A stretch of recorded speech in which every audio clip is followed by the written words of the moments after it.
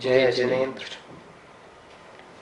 आज 16 कारण भावनाओं में 9वीं भावना की चर्चा हम आपसे करेंगे। 9वीं भावना का नाम है वैयावृत्तिकरण। आज हमारी पाठशाला में जो प्रश्न पूछने वाले महानुभाव हैं, ये अमेरिका से आए हैं। इन्होंने अपनी भावना रखी। आज मैं आपसे इस भावना से संबंधित कुछ प्रश्न करूंगा। हमने इनसे कहा आप पाठशाला में आए, हमारी पाठशाला देखने वालों को भी बड़ा अच्छा लगेगा कि आपकी भी कितनी रुचि है। तो आइए हम शुरू करते हैं। वैयावृत्तिकरण भावना। What is the definition of वैयावृत्तिकरण? आपने पूछा है वैयावृत्तिकरण की परिभाषा क्या है। इसका अर्थ होता है शुद्ध भाव से मुनि महाराज आदि की सेवा करना, उनकी परिचर्या करना। अगर वो कहीं से आए हों, थके हुए हों, तो उनके पैरों को गर्म पानी से धोना, उनको अगर थकावट हो दवा तेल मालिश आदि लगाकर उनकी थकावट उतारना, यदि उन्हें कोई रोग हो गया हो तो उनके पेट पर पट्टी रखना, सिर पर पट्टी रखना आदि जो उनका विधि हो उस तरह उनकी सेवा करना। अगर उनको समस्या हो तो उनके मलमूत्र आदि की भी सफाई करना, ये सब वैयावृत्ति में आता है। वैयावृत्ति का मतलब होता है शुद्ध भाव से वृत्तियों की, मुनियों की सेवा करना। इसका नाम है वैयावृत्तिकरण। What is the importance of वैयावृत्तिकरण? आपने पूछा है वैयावृत्तिकरण की उपयोगिता क्या है। देखिए, अगर हम उन साधुओं की वैयावृत्ति नहीं करेंगे, मान लो भयंकर सर्दी के दिन हैं, साधु महाराज को हमने एक कमरे में ठहरा दिया, जंगलों में शीशे नहीं हैं, यदि हम उन शीशों को बंद नहीं करेंगे तो रात्रि में उनको कितनी सर्दी लगेगी। थके हुए आए हैं, अगर हम उनकी थकावट नहीं उतारेंगे तो उनका सामायिक वगैरह में कैसे मन लगेगा। अगर हम उनके भोजन आहार आदि की व्यवस्था नहीं करेंगे, हम उनके ठहरने के स्थान की अगर व्यवस्था नहीं करेंगे, तब उनकी साधना कैसे हो पाएगी। ये साधु महान हैं, इन्होंने अपना अथक पुरुषार्थ, महान पुरुषार्थ करके इस महाव्रतों को धारण करके मुनि अवस्था धारण की है। हमारा इतना कर्तव्य होता है हम इनकी वैयावृत्ति करें। इनके ऊपर अगर कोई थकावट, रोग, बीमारी आदि है, उसकी व्यवस्था उचित रूप से करें। हमारा भाव क्या है, हम इनकी वैयावृत्ति करें ताकि इनकी साधना पूरी हो जाए। अगर ये नहीं करेंगे तो इनकी साधना कैसे हो पाएगी, नहीं हो पाएगी। इसलिए इसकी बड़ी उपयोगिता है। क्या हम लोग मुनि महाराज की तेल मालिश कर सकते हैं? क्यों नहीं कर सकते। अगर मुनि महाराज थके हुए हैं और उनके पैरों में दर्द पीड़ा आदि है, अगर हम तेल मालिश करके और उनकी उस पीड़ा या कष्ट को दूर करते हैं तो क्या बुराई है। ये वैयावृत्ति है। देखो, मुनि महाराज तेल मालिश नहीं कराते, भाई किसी को बुलाओ मेरी तेल मालिश करे। अगर वो ऐसा कहते हैं तो उनको दोष लगता है। लेकिन श्रावक अगर मुनि महाराज की दशा देख के तेल मालिश करता है ना, तो उनको वैयावृत्ति का पुण्यबंध होता है। शास्त्रों में क्या लिखा है, आचार्य प्रवचन देकर आए हों 1.5 घंटे और उन्हें थकावट महसूस हो रही हो, तो साधु को चाहिए कि वो गृहस्थ से तेल मंगा के उनके सिर की मालिश करें। आचार्य की मालिश जब साधु कर सकते हैं तो हम साधु की मालिश क्यों नहीं कर सकते। लेकिन साधु मालिश कराएंगे तो गलत होगा, हम नहीं करेंगे तो गलत होगा। हमारा कर्तव्य होता है साधु थके हैं, बीमार हैं, हम उनकी योग्य परिचर्या करें। कुछ लोग कहते हैं तेल मालिश करना तो लेप्याहार है, ये तो इनका आहार हो गया। नहीं, लेप्याहार एक इंद्रिय जीव के होता है, पंचेंद्रिय जीवों के लेप्याहार नहीं होता।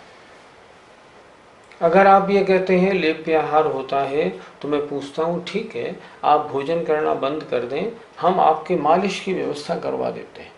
आपकी तेल से नहीं, घी से खूब मालिश करवाएंगे। आप भोजन नहीं लेना, क्या आपके आहार से आपकी क्षुधा पूर्ति हो जाएगी? आपका शरीर स्थिर रहेगा? नहीं रह पाएगा। जब नहीं रह पाएगा तो ये सिद्ध हुआ तेल मालिश आहार नहीं है, ये परिचर्या है, वैयावृत्ति। और ये करनी चाहिए कि नहीं? करनी चाहिए। मूलाचार वगैरह ग्रंथों में इसका उल्लेख करने का मिलता है, लेकिन कराने का नहीं मिलता। वैयावृत्ति करते समय हमें किन बातों का ध्यान रखना चाहिए? पहली बात, महिलाएं पुरुषों की वैयावृत्ति नहीं करें, नहीं, ये निषिद्ध है। वृत्तियों की या साधुओं की वैयावृत्ति महिलाएं कदापि ना करें।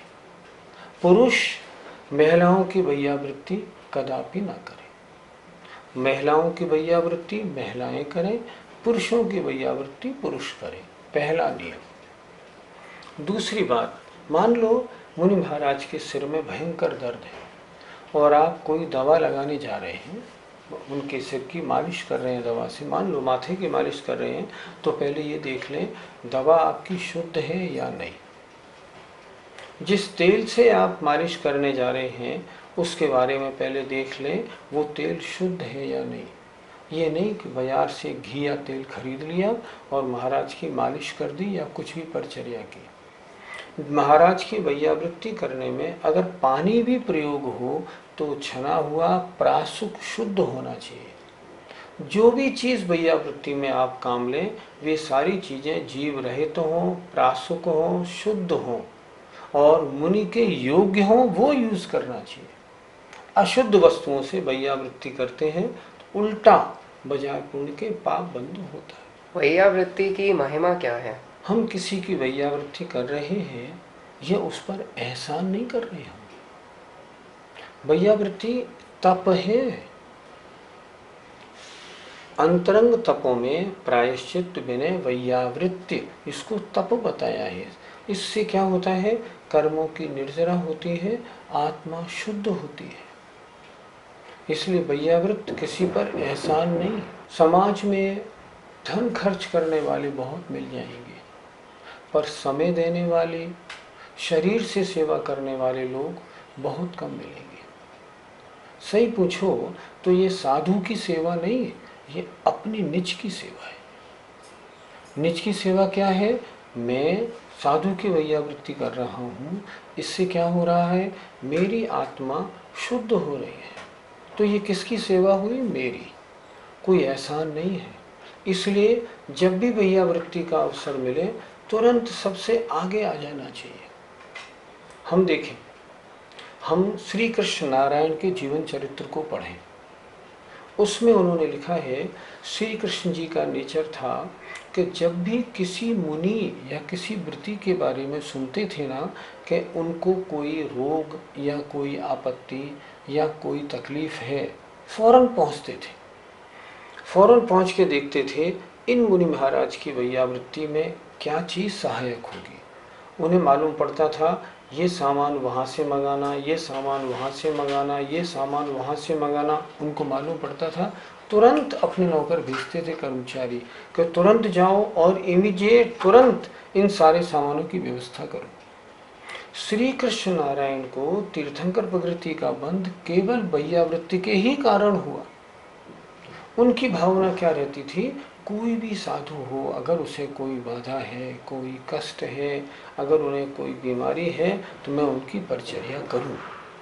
ये बड़ी पवित्र भावना है और वो जैसे ही सुनते थे जुट जाया करते थे। हमारा भी कर्तव्य बनता है, हम कभी भी किसी के बारे में सुने फौरन उसको प्रायोरिटी पे ले लें, अति आवश्यक कार्य में उसको गिने और उसमें जुट जाए। वैयावृत्ति किनकी करनी चाहिए? तत्वार सूत्र में एक सूत्र दिया है, वैयावृत्ति 10 प्रकार के साधुओं की जाती है। सूत्र है आचार्योपाध्याय तपस्वी शैक्ष ग्लान गण कुल संग साधु मनोज्ञानाम।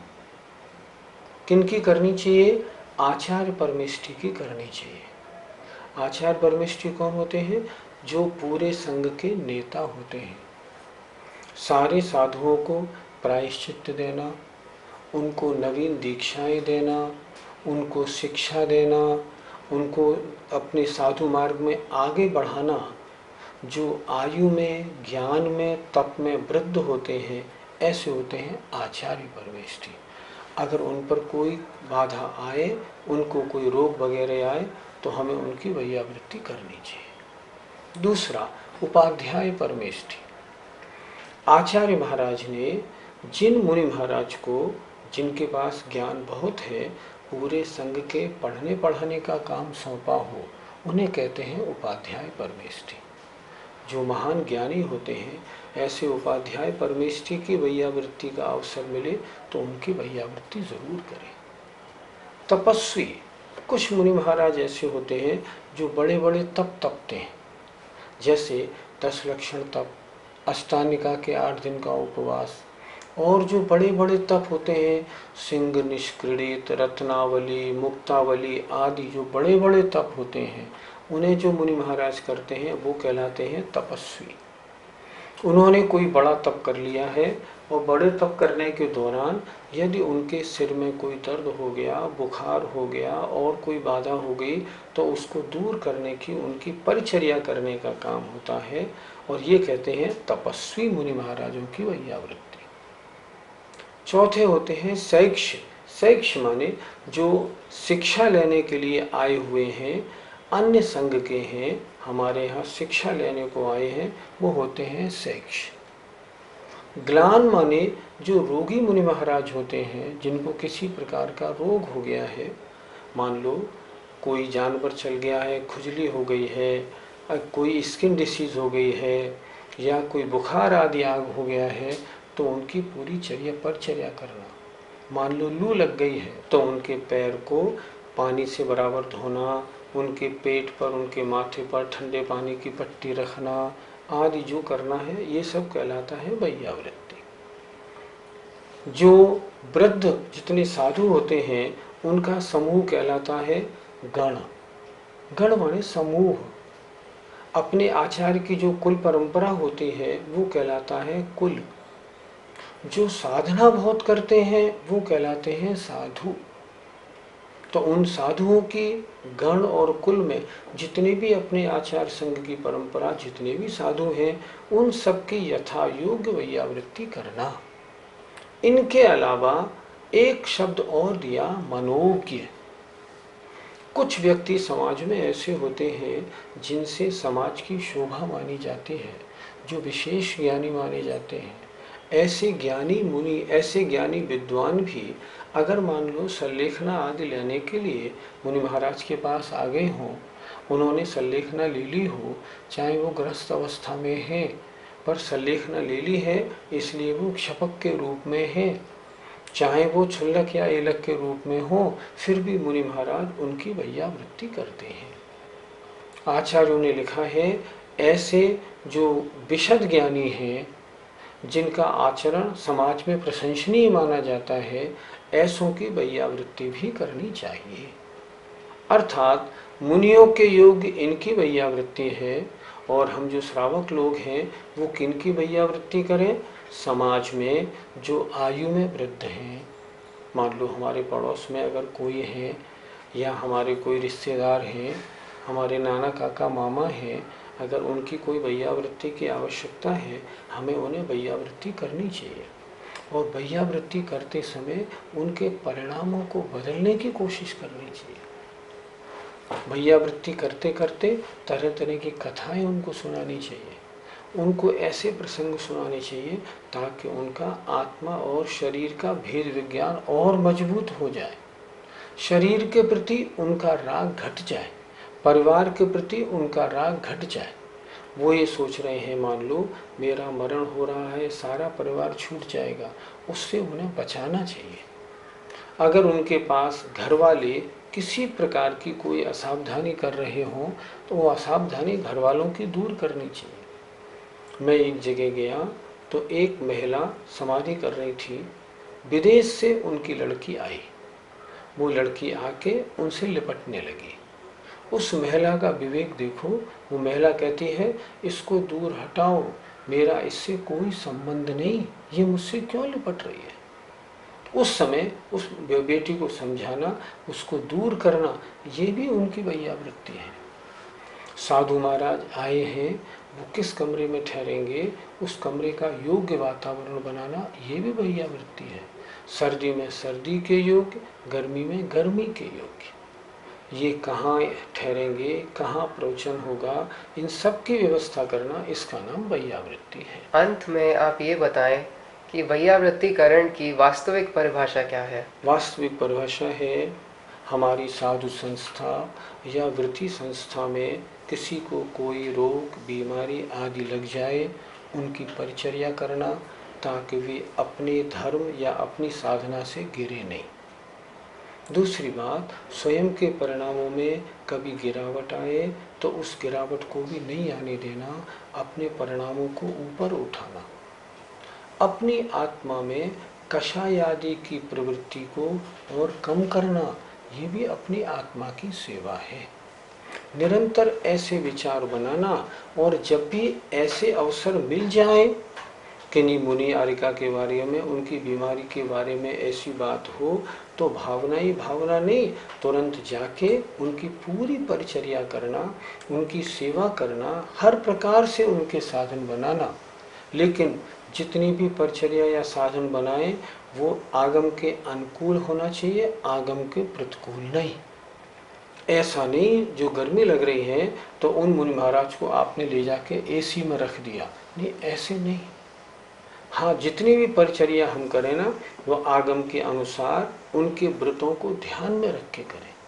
अगर ऐसा हम करेंगे तो वैयावृत्तिकरण नाम की भावना होगी, और वह तीर्थंकर नाम कर्म के बंध में कारण बनेगी। हमें उम्मीद है आपने इस वैयावृत्तिकरण नामक भावना को ढंग से सुना होगा। जीवन में भगवान करे ये अवसर आए ही नहीं, लेकिन अगर कभी अवसर आते हैं तो हमारा कर्तव्य होता है हम तुरंत तन मन धन से जुट जाएं और उनकी वैयावृत्ति करें। हमें आशा है हम और आप सब इस वैयावृत्तिकरण भावना को अपने हृदय में अवश्य धारण करेंगे। जय जिनेंद्र।